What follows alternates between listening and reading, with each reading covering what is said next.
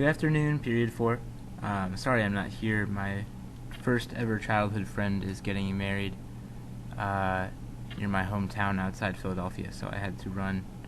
I am on a plane at the moment, and I hope that you are treating the substitute with respect and being the awesome people that I know that you are. So, I'm going to lead you through this lesson by way of this narration and this slideshow, so please get your notebooks out, alright, and pause this video if you need more time to do that. Okay, they should be out. So our quick write today, you have two choices. The first is about a place. It says, the saying goes, home is where the heart is. What place would you call home? What's a memory that you made there? So you could write about that special place, not necessarily your house. It's wherever you feel the most at home in the world. Okay, the second choice is about a person. It says sometimes home is another person, one who makes you feel safe and valued. Who is that person? What's a memory that you have with them? Okay, pause this video and please spend about 3 minutes writing about that. So, there's not time for a circle today. Well, maybe there is a circle. I don't know. If anyone's taking the initiative, you can form a circle. Otherwise, turn to someone who's at your table and share with the table where or who home is to you. Pause the video, go around, just check in with each other, okay? Thanks. Alright, so last class. Actually, for y'all, we had that weird PSAT day, but on Monday, we made some museums with things that we valued. We brought in objects, but let's face it, it's not the objects themselves that are so important. It's what they represent that matters. For example, if you get a gift from your grandfather, it's like, let's say it's a necklace. Even if you lose that necklace, you haven't lost all the memories that you have with your grandfather. Those are way more important than just the necklace, the physical necklace. So today, we're going to look at some of the things that aren't objects that are important to us. Today, you're going to consider the intangible things that make you who you are. Intangible means things that you cannot see or touch or hold in your hand, but they're just as important. Invisible stuff, like memories, like feelings, okay? Then, you're going to create a visual representation of those things. So, meaning you're going to make a piece of art today. In your notebook, underneath your quick write, we're going to do a bulleted list. So get ready to make some bullet points. Okay, ready? First 3 things you're going to list, 3 different bullet points, are the names of 3 people who have changed your life. So pause the video for a second, think about 3 people who've changed your life, and just put their names down on the page.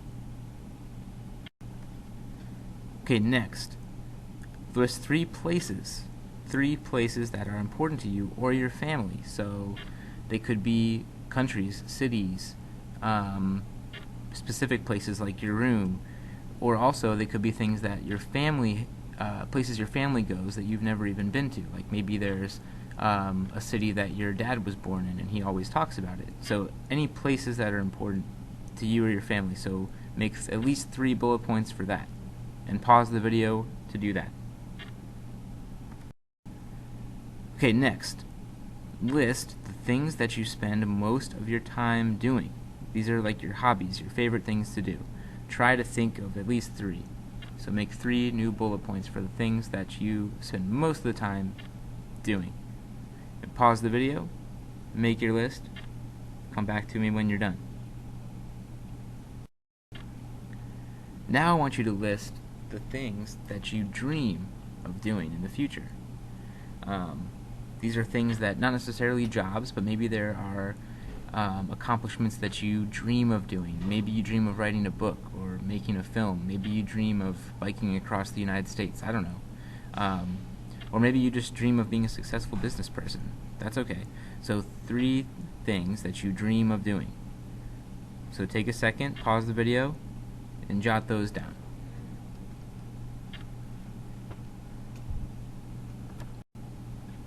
Okay, the last thing in your list is 3 events in your life that you always think back to. Just memories that are very strong for you. Things that happened. And just make a brief note for each. So on my list, the Blood Brothers concert, that's the first show I ever went to when I was about 15 or 16. It was crazy. Driving trip with my grandfather, we drove across the whole western half of Washington State, starting in Seattle. It's pretty cool. And then the guidance counselor phone call, well, that's more of like a private memory for me. It's not as good of a memory, but it's about when I was very sad in high school. So anyway, but you want to make a brief note on your notebook about 3 events that have really, you always think back to them. They've kind of changed the course of your life. So pause the video and write those, please.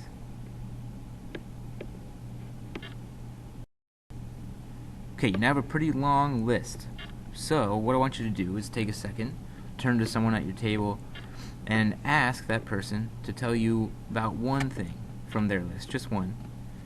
And my challenge is, whatever they tell you, ask them one follow-up question. So if you ask for something from their list and they say, one of my places is the HEB by my house, then I want you to ask them a follow-up question like, well, why is that place so important?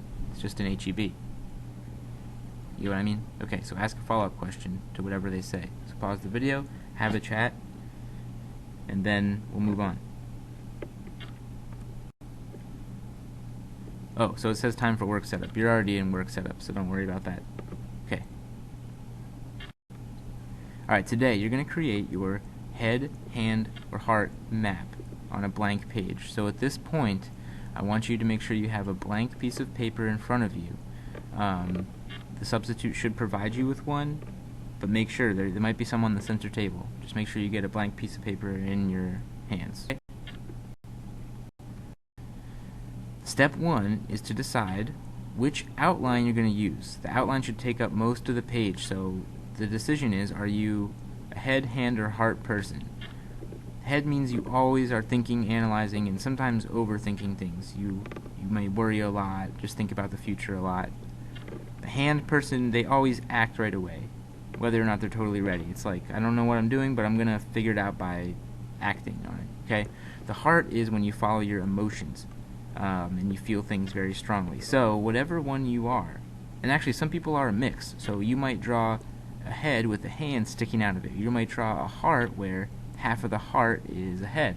You can decide what kind of person you are, but the outline should take up most of the page, like really big. Okay, so pause, make your outline, then come back. So what you're going to do now is you're going to take the items from your list. You have like 15 things in your list. Looking at your list, you're going to decide what's going to be close to the center, maybe the most important stuff, and what's going to go farther on the outside, or even outside the outline entirely. So that's the arrangement of the stuff. Step 3, the next thing, is going to be to think what's going to be words and what's going to become a picture. So for example, if one of your hobbies that you listed was basketball, then you might decide to draw a picture of a basketball rather than writing it. And then last, there's colors in the center of the table, so the last thing you should do is add some colors to make it mean something. You might choose to color code it, so one color is people, one is places, one is activities, or whatever you think. So that's kind of the ideas. Look at all the objects in your list, the items, decide how to represent them in your head, hand, or heart, and then how to color them in. Here are some examples, one of each type.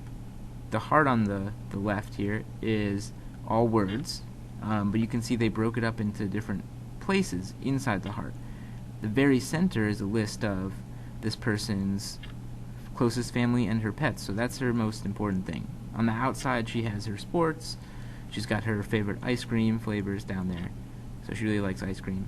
The center is pretty cool. It's a hand map, but the lines that are already in your hand turn into little words, things she cares about, and there's also pictures. It's a mix, words and pictures.